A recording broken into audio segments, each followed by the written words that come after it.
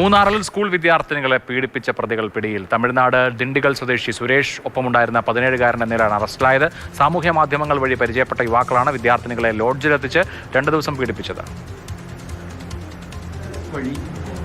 തമിഴ്നാട് സ്വദേശിയായ യുവാവുമായിട്ട് പരിചയപ്പെടുന്നു. അതിനുശേഷം ഇരുവരും മൂന്നാറിൽ വെച്ച് കാണാം, 15-ാം തീയതി മൂന്നാറിൽ വെച്ച് കാണാം എന്ന് സമ്മതിക്കുന്നു. സമ്മതിച്ചതിന് ശേഷം ഒരു കണ്ടീഷൻ, ഈ യുവാവ് ഒരു കണ്ടീഷൻ പറയുന്നു. ഞാൻ എന്റെ കൂട്ടുകാരനെയും കൂട്ടി വരും, പകരം നീ നിന്റെ കൂട്ടുകാരിയെയും ഒപ്പം കൂട്ടണം.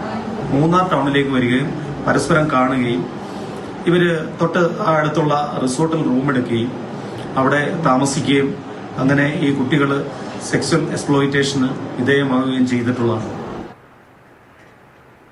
ജെയിൻ എസ് രാജു ആണ് വിവരങ്ങളുമായി ഉള്ളത്. ജെയിൻ, പ്രതികൾ പിടിയിലായി എന്ന് മനസ്സിലാക്കുന്നു, എന്താണ് വിവരങ്ങൾ?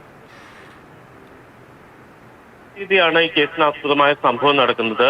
സാമൂഹ്യ മാധ്യമങ്ങൾ വഴി സൗഹൃദത്തിലായ ആളാണ് ഈ കുട്ടികളെ ലോഡ്ജിൽ എത്തിച്ച് ലൈംഗികമായി ചൂഷണം ചെയ്തത്. 2 പേരാണ് ഈ കേസിൽ പ്രതികളായിട്ടുള്ളത്. ഒരാൾ പ്രായപൂർത്തിയാകാത്ത ആളാണ്. 2 ദിവസം കുട്ടികൾ സ്കൂളിൽ എത്തിയില്ല. ഇതിനെ തുടർന്ന് സ്കൂളിൽ എത്താത്തത് എന്താണ് എന്ന് അധ്യാപകർ ചോദ്യം ചെയ്തപ്പോഴാണ് ഇത് സംബന്ധിച്ച വിവരം കുട്ടികൾ അധ്യാപകരോട് പറയുന്നത്. അധ്യാപകർ ഉടൻ പോലീസിൽ വിവരം അറിയിക്കുകയായിരുന്നു. പോലീസ് ഈ സംഭവത്തിന് ശേഷം പ്രതികൾ തമിഴ്നാട്ടിലേക്ക് പോയിരുന്നു. ഇവരെ ഇന്നലെ രാത്രിയാണ് തമിഴ്നാട്ടിൽ നിന്ന് അറസ്റ്റ് ചെയ്തിരിക്കുന്നത്. ഇതിൽ പ്രായപൂർത്തിയായ പ്രതി സന്തോഷ്, ഇയാൾ തമിഴ്നാട് സ്വദേശിയാണ്. ഇയാളെ